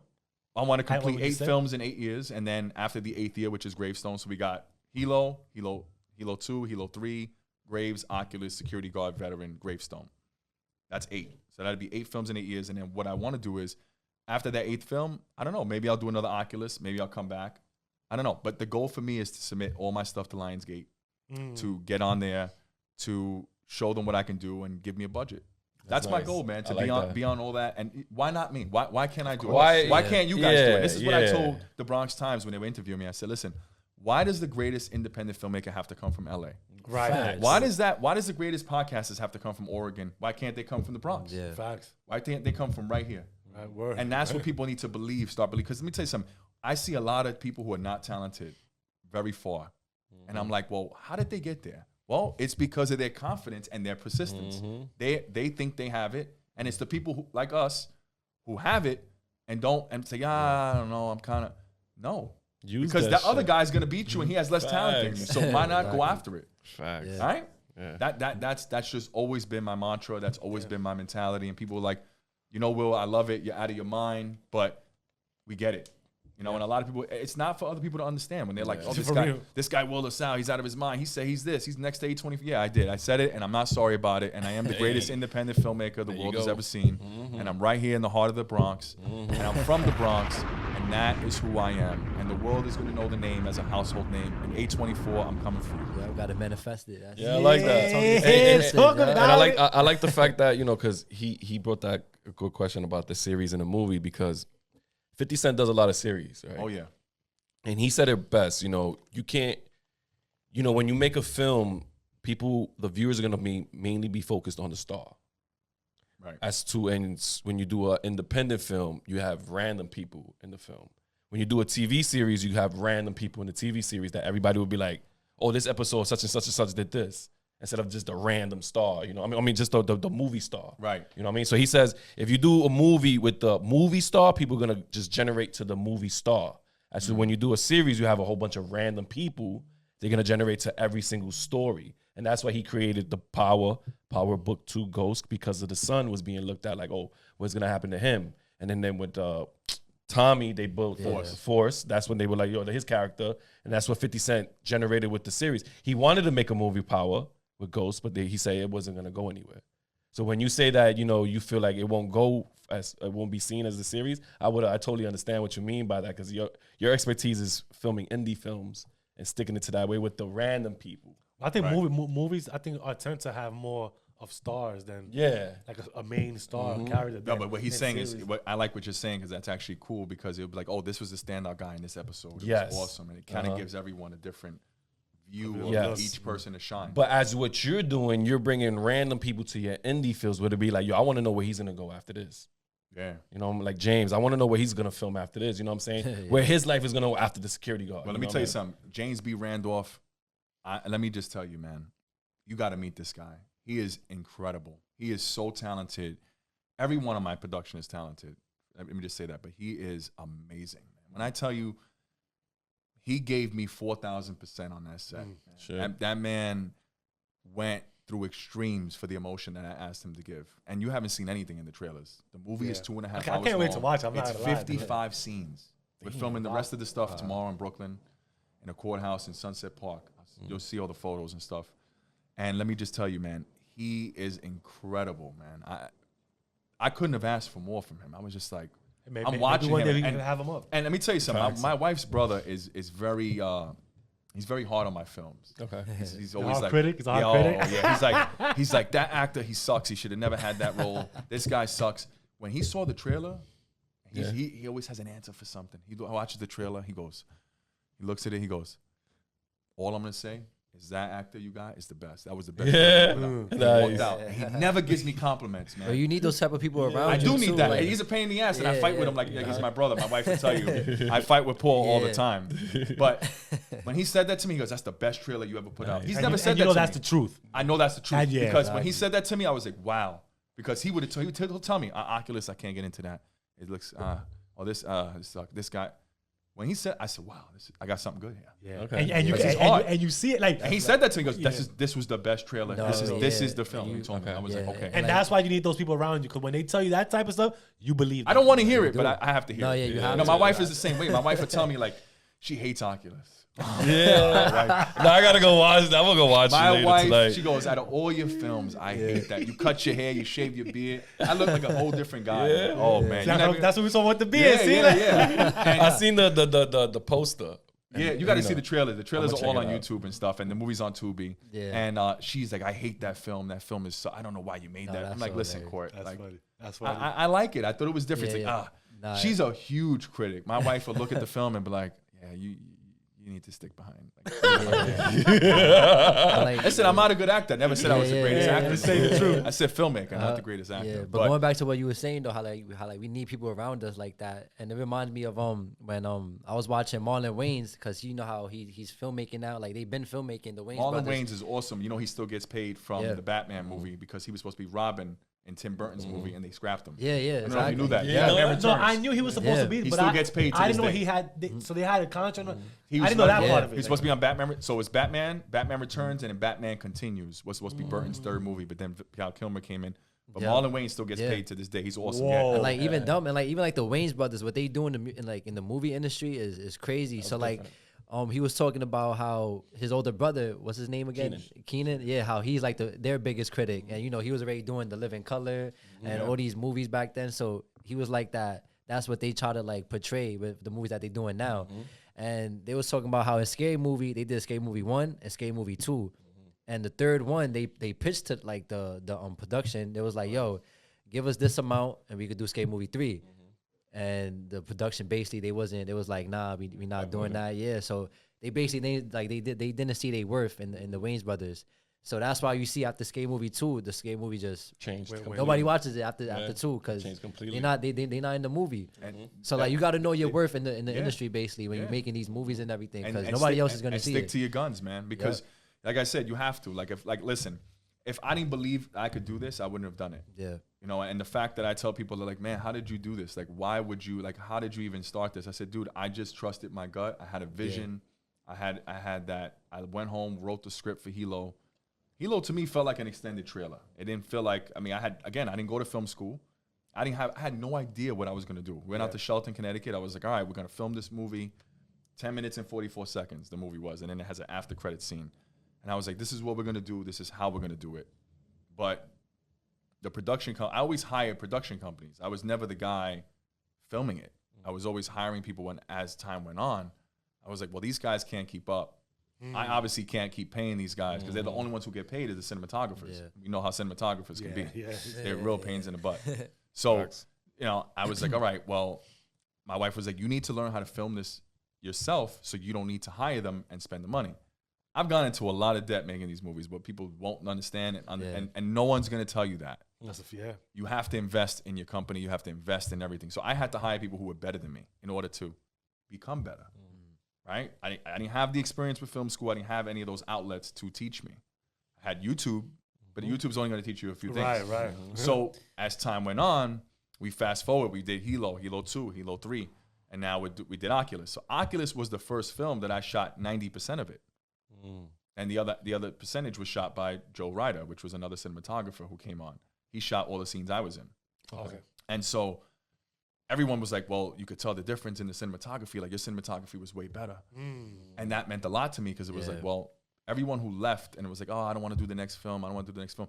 I was like, how am I going to make this film? I don't know how to film.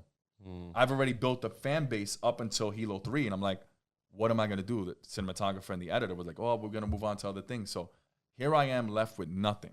I'm like, how am I going to continue? I have to produce a film a year. I can't have LaSalle Productions fall apart. A lot of people don't know this. I'm telling you this straight. And I was like, okay, I have to step up and be the cinematographer. And in my mind, I'm like, is that really what I want to do? I'm already a director, producer, writer. I'm already casting, doing everything. Another hat, I'm going to be depleted. Well, if you want to be successful, you're going to have to be tired, right? So I said, all right, well, I want this. How bad do I want it? So I went into learning my camera, learning everything I needed to learn about it. And I think I shot better than all those guys before me. When you watch Oculus, I surpassed them on every level. And that was just because I wanted to give them the big middle finger to say, you know what?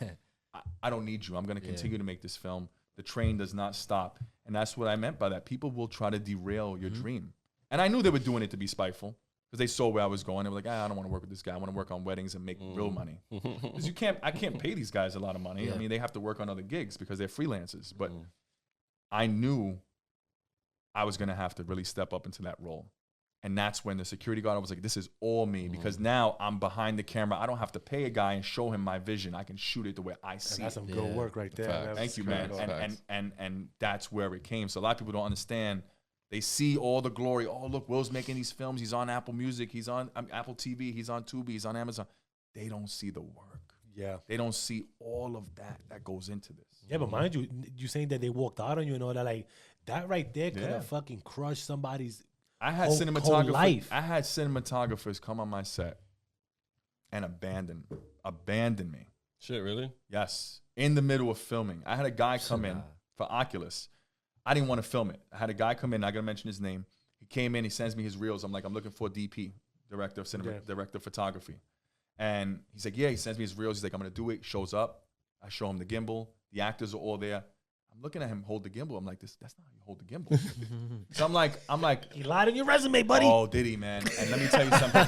He made my life impossible. I had to fire the guy. He actually ended up leaving on his own and making up some nonsense. And I was like, dude, like, you could have just told me. So the actors, Tara and the rest of them were like, you need to film this. He doesn't know what he's doing. They were telling me that. They pulled me to the side. Were like, you need to get rid of him.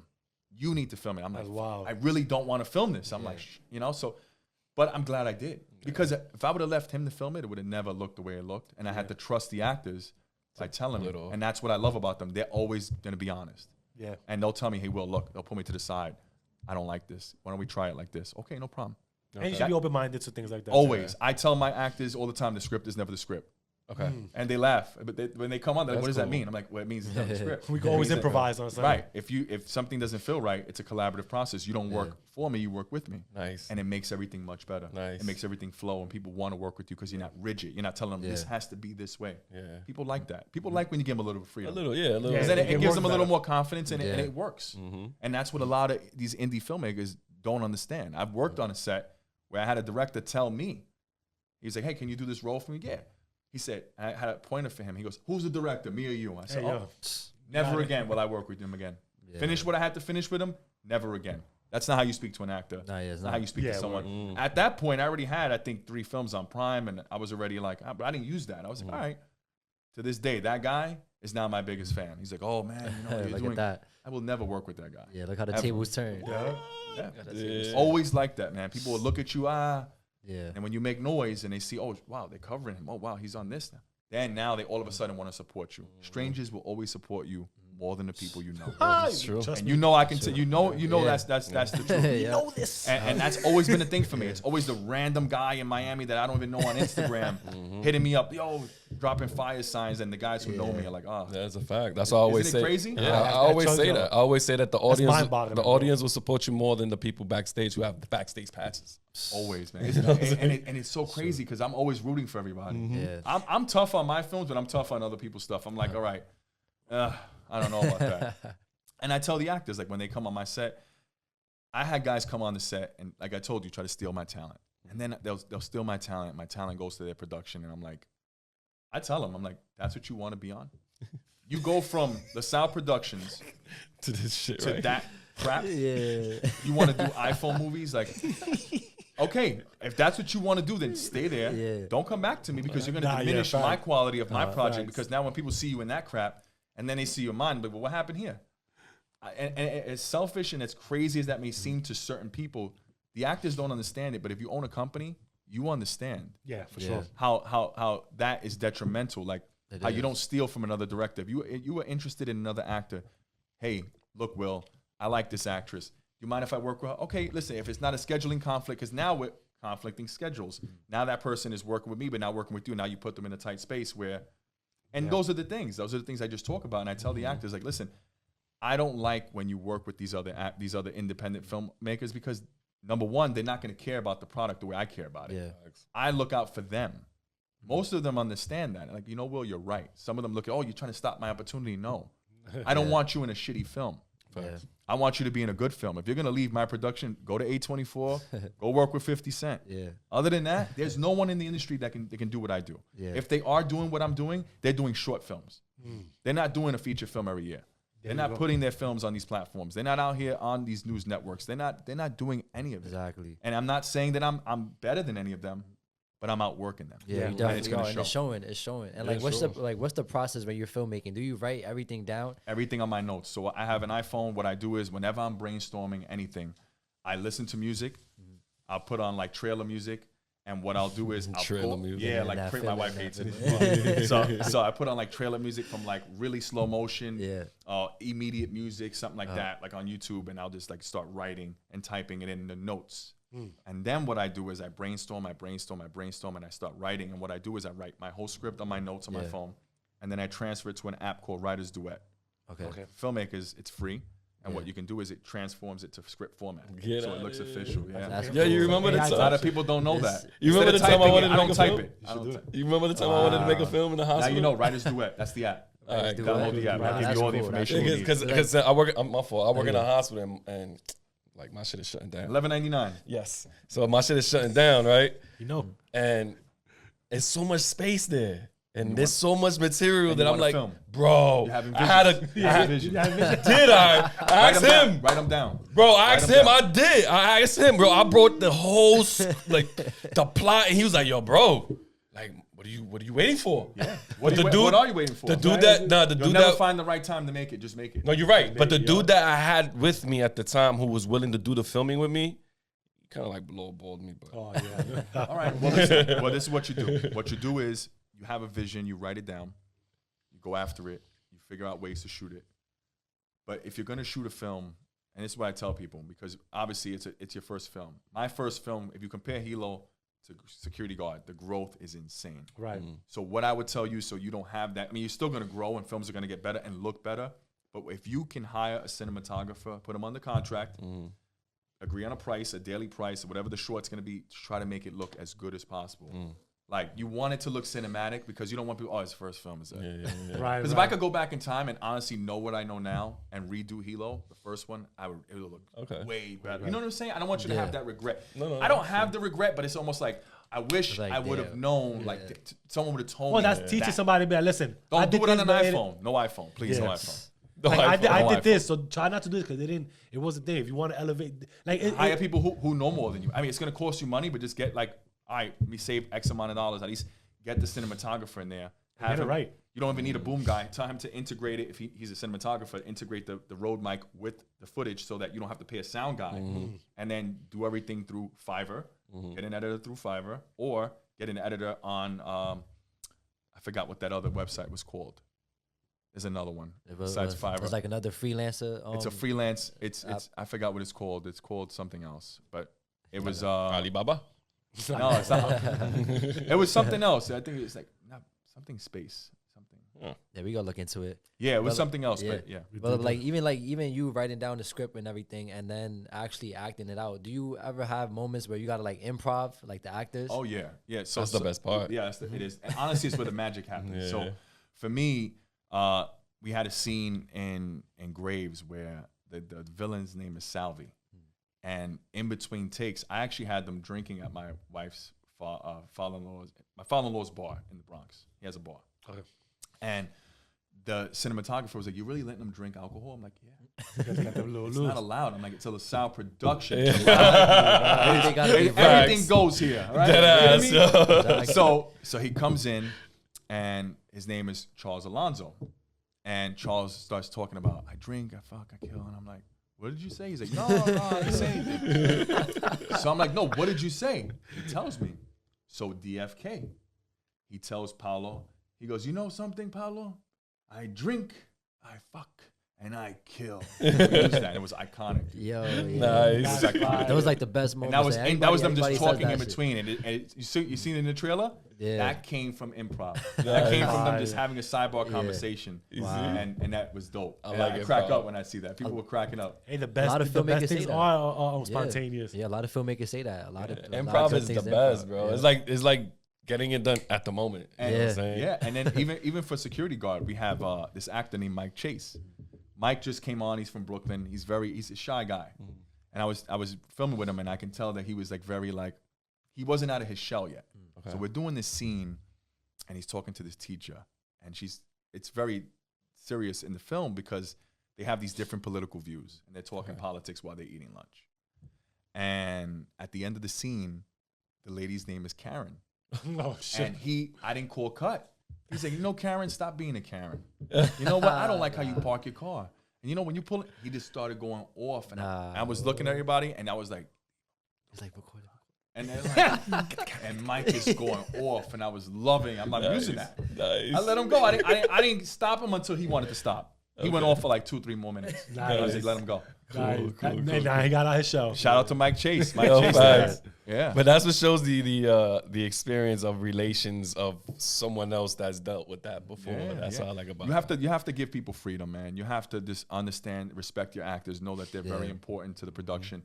My company is nothing without these actors. Yeah. Okay? They come in, they dedicate their time. As you know, time and money is very important to people. I don't play with anyone's time and money. And they come in, they give away their time away from their family, summers, vacations with their children, everything. Yeah. So I have a duty and an obligation to make these films as great as I can possibly make them and give them 200, 400% of me. Because if I know if I do that, they're willing to give me even more. Okay. And so knowing that, that's how everything gels and works together, and everyone works as a cohesive unit. And it just works. You know, people feel like they're a part of something. They're I like that you heard. keep emphasizing that about you know, your actors. You're nothing without your company's nothing without that. Like absolutely, I like that you keep saying it. You said it multiple times, which that really shows your character. No, it does. It makes us feel like, you know what, he's a people person. Absolutely, not a people pleaser, but a people person. You know, you can actually hear you out. And stuff like that's what's up. So go ahead. Because I heard you saying Lionsgate.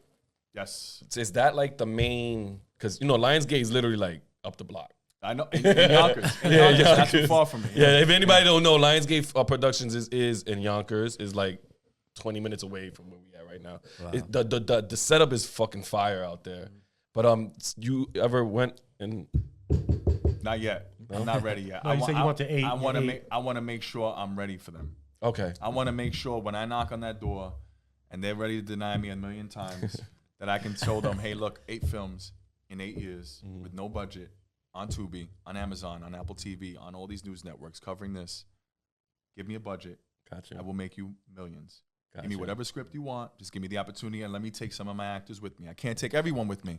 Yeah. But that's the goal. And Lionsgate is the way I'm going to go because Lionsgate will give me that opportunity. Nice. All right, you see the movies they put out? Yeah. The Crow remake, terrible.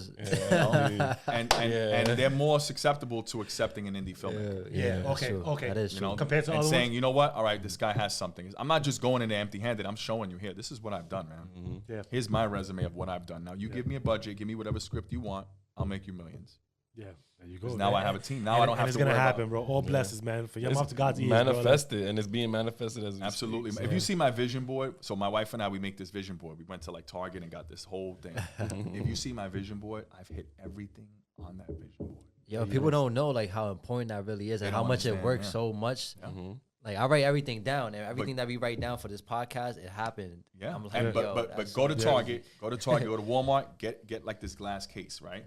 And then create like 2024. She had one side of it, I had one side of it, and everything. I'm literally everything, with the exception of one thing that hasn't happened yet that I wrote. I've got because I put it out there, and we know we're Spanish, so you know we put out that spiritual vibe. You put that out. You feel that. You know what I'm saying? A lot of people don't understand that. That's a law of attraction.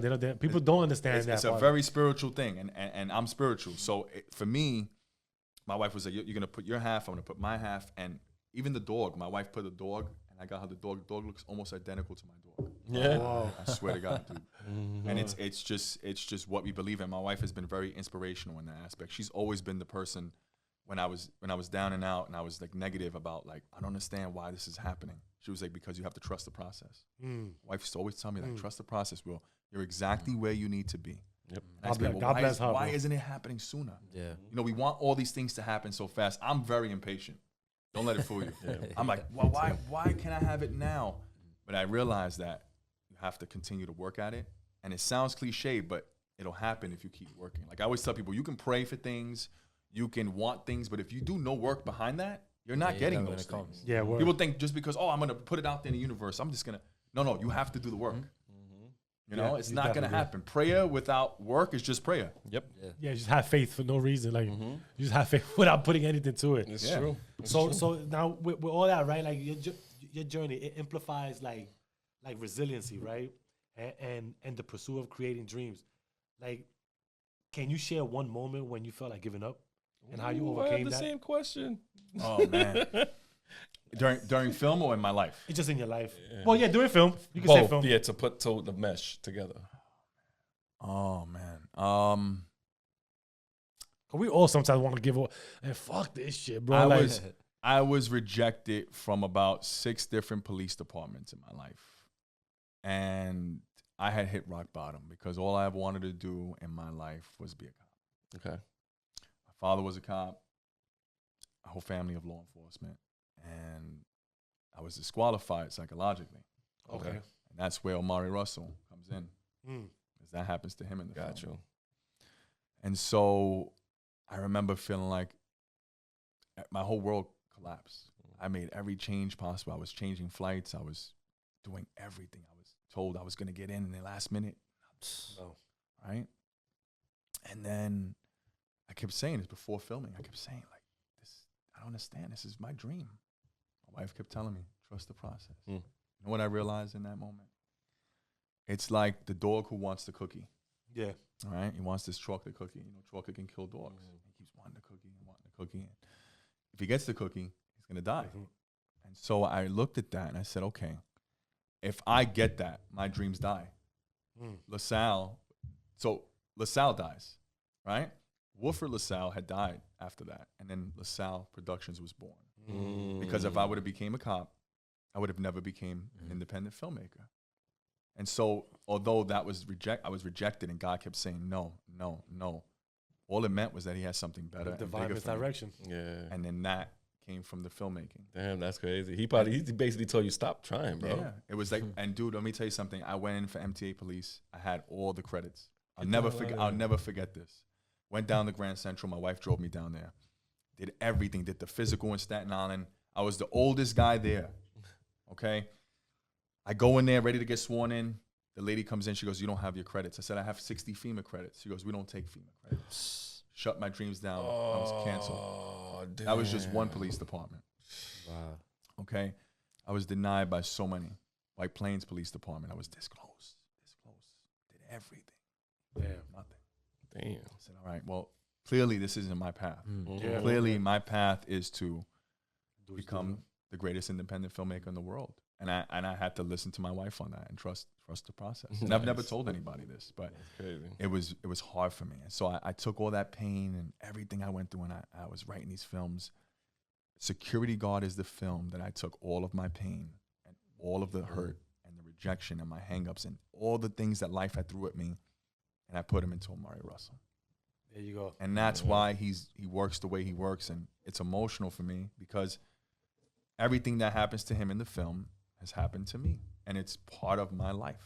There you go. It's legit a part of my life. It's the experience. Yo, that's Like, fire. and this is why that movie definitely, like, just by the trailer itself, man, just hits, boom, like, and you feel it, man, because, you know, well, like I said, when you put your true life story, like, people relate to that more. I put everything into that film. There was nothing left of what I put into that film and for that character. And I think the world is going to see it, and I think people are going to be moved. I know the film is going to go viral. No, Remember that I told you this? Of course. I know that the world they're going to be calling me. Yeah. Morning America, all these people are going to be calling me like, we need this guy on there, because this what he created. movie's definitely Nobody gonna be has it. ever done a film like this. No big Hollywood production. And this is what I was telling them. I said, listen, this is something that's affected everyone for years. Gun violence, no matter if you're a Democrat or Republican, the issue of gun violence is still prevalent today. We still have school shootings. Facts. Right? So regardless of where you're at on the spectrum of guns, if they're bad, if whatever it is, the fact of the matter is that why has no big Hollywood company made a film about the security guard? Why? And the only thing I can think of is that it's not interesting to them because he is a what? Security guard. And it's they don't, because he's not a cop, he's not a lawyer, he's not any of these things of substance to them, and they're like, well, it's not important. So why would we make a film like that? So that's why I made that film. I like that But because he has a story. Yeah, because I'm thinking of it now. I'm like, damn, you know, when A24 put out Civil War, like, you know, they don't really put like a Civil War type shit like that type of movie. So me thinking about the security guard, I'm like, shit, you know what? He's fucking right. Like, You look at any movie, it's never been done. Yeah. Never. never been done, especially about an NYPD school safety agent. Those guys, they don't get any recognition. A safety school agent. Yeah, call NYPD school safety agents, but they're basically the minor leagues in the police. Yeah. No one talks about an NYPD school safety because it's like it's a security guard with a badge. Yeah. There's a scene in the film that actually happened to me in real life. I'll tell you, and I'll give this away to you. One of the administrators sees him after he graduates the academy. He's working in a school. His daughter is in, which is normally doesn't happen, and it's a great moment because this is part of my life. Administrator comes up to him and goes, "Oh, you're doing security now." So he looks behind them and goes, "Security guards work at Macy's." NYPD school safety. That actually was exactly how it happened to me. Yeah. And I told them last minute, I was like, "We're gonna put that in the film." They were like, "We love it." That's I fine. was like, "It's part of my life." They're like, "How is this film so good?" I said, "It's part of my life." Because it's part of my life. Yeah. It's very relatable. So And I think you can you can hit more details when it's part of your life. Yeah. You can really show. Okay. All right. Edit that It out. could really right. It could really show like the detailing on the movie and all that. So yeah. You really remember everything vividly. That's what And listen, it's something that I look at now and I'm like, I'm so happy I made this film. I'm so happy because I'm gonna touch people's hearts, man. Definitely. People are gonna be so moved when they see this film. They're gonna be like, "Man, you got to see this movie." Yeah. People are gonna put it on TikTok. They're like, "You got to see this film." Yo, is I'm amazing." definitely doing It's that. definitely It's gonna hit. If you've never seen any movie that I've done, whether you don't like Oculus because it's sci-fi, you don't like Graves, or Helos, or any of them, you watch the security guard. You don't have to know anything about me, but you watch the security guard, you're gonna be like, "Oh my god, I got to see what else this guy's doing." That's what's gonna be the film. I swear to God, I think that's gonna No, be. yeah. So like, are you guys still doing scenes for the security guard, or is it over? So we have we have 2 scenes left in the courtroom. That's happening tomorrow in Brooklyn. We're filming in Sunset Park in a studio that I found on Gigster. If you any filmmakers that are looking to film anything and you don't have permits or a letter of intent, because if you try to get permits, it's going to cost you thousands of dollars. Yeah, it's a process. And so between that. if you look up an app called Gigster, they have different film sets. If you want to do a music video, a photo shoot, that's an app you can That's use. fire. So you have that. Shit. If you ever want to do a podcast studio, anything, it's called They have an app. Nice. And so I found it in Brooklyn, and we're filming it tomorrow. And New York 1, Ron Lee, he's covering the story. So that'll be out next week, whenever you guys decide to air this podcast. It'll be out very soon. They're gonna cover. They're covering it. So all I'm doing is, why are you doing the? I already did the Zoom call with them. They did it through Zoom. And they want all the behind the scenes footage of it. They want me to do certain things, and they're going to use it for like a borough cover. They're going to cover Brooklyn. Fire. So we're going to be on the Brooklyn segment of New York 1. Took me 2 years to get through Ron Lee. Finally responded to my email after like 290 emails later. See, That's how it is. never give up. No, man. Never give up. And the crazy thing is too, right? When Izzy told us about Mr. LaSalle here, right? I IMDb'd you. Oh, you did? Oh, Yeah, okay. that's the first thing I go to Oh, when nice, they say nice. actors and anything. And then when I looked it up and I said, "Oh shit, this man is fucking legit." Yo, because once you get either Wikipedia or IMDb, bro, you're official.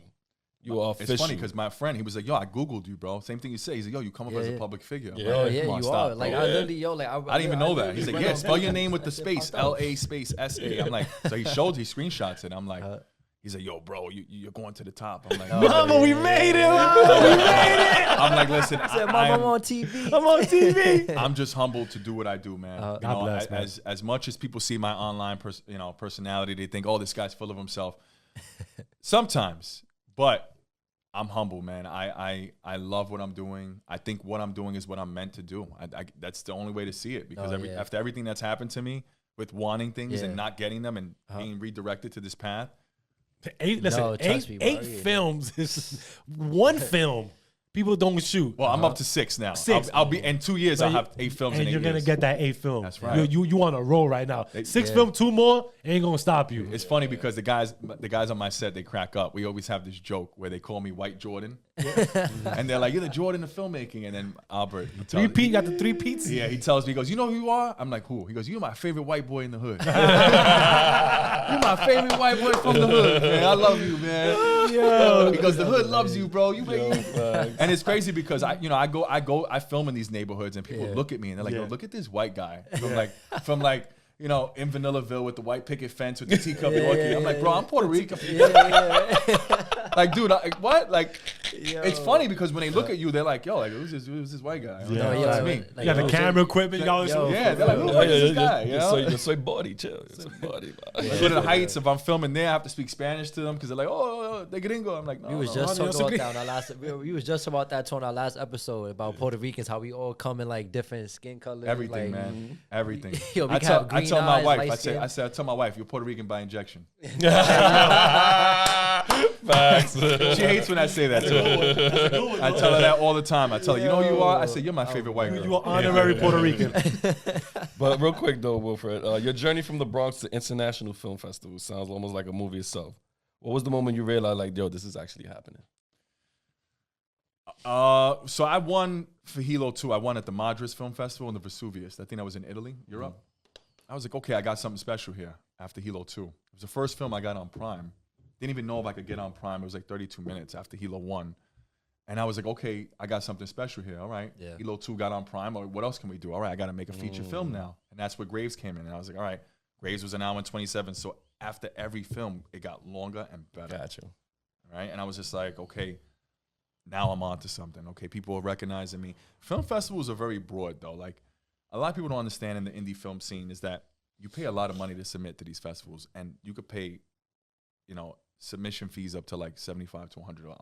So if you're submitting to, I spent thousands. It's not guaranteed. It's not guaranteed, and they don't refund you. So like, it wasn't selected. That's $100 or $75 or $40 or whatever it is. So for me, one of the biggest things was just like coming in and knowing that, all right, this is the risk I have to take. This is an investment in myself. And I knew that. Yeah. And I was like, all right, well, whatever. I have to listen, as long as I can do something and put myself in a position to be seen, that's all that matters to me. Facts. I don't care what it costs. Like Graves, we filmed Graves, the trailer before we actually filmed the movie. It was the most expensive trailer I ever made in my film career. I can't even tell you what I paid because my wife is going to listen to this. I filmed the trailer 2 years before I made the movie, which is unheard of. And it was insane. I almost got arrested there too. Damn, dude. Yeah, man. At the same place that we filmed the end of Graves. And everybody, it was just a law of it's just, you know what it is? Because once I have that vision, it's hard for me to turn it off. Even at nighttime, dude. There's sometimes I can't sleep because I'm constantly thinking about, Sound oh my like God, this motherfucker. I got right? this idea. But that means you're creative. What that means is that you're creative. That means that you can't turn it off. That's a good thing. Don't ever lose that. Don't ever lose that. Ever think that it's not normal. That's the thin line between insanity and greatness. And so even at nighttime, dude, I couldn't sleep. I'm like, oh my God, I got this vision for the veteran. And I started calling my actors at 2 a.m. I do. I call him. I call Yanko at like 5 a.m. I'm like, dude, I got this vision. Now. Call me. He's at the Lee Strasberg Academy. Yeah. He's actually in acting school. He's like, I'll call you on WhatsApp because I don't have service, and we'll get on the phone and just start talking about the vision before the movie's even like 2 years before the movie's even being made. Because that's how obsessive I am with this stuff. Like, people, things just flow in your mind. Yeah, bro. So trailer 2 for Security Guard. You know how long I had that trailer music in my head, and I've been watching that video. Like, I went on YouTube, found the song, and I was like, all right, this is the trailer for the movie. Like, this is it. And I was listening to it and knowing, all right, this is the point where he's gonna run in. You have to have, it's a certain math and a certain science and very strategic with it. Yeah. So it's almost like that. Like, I get so obsessed with it. I'm like, all right, well, this is trailer 2. I'm working on this for trailer 3, and I already see this. Creatives understand what I'm saying. Yeah, you guys yes. understand. So like when you coming out with a movie, is that kind of like your rollout that you do? You drop at least like 3 trailers and then you drop the movie? Usually 3 trailers before the movie. Sometimes 4. Oculus has like 4 trailers. Yeah. And usually because once you submit it to get on Tubi and Amazon, if people don't know, here's what you can do.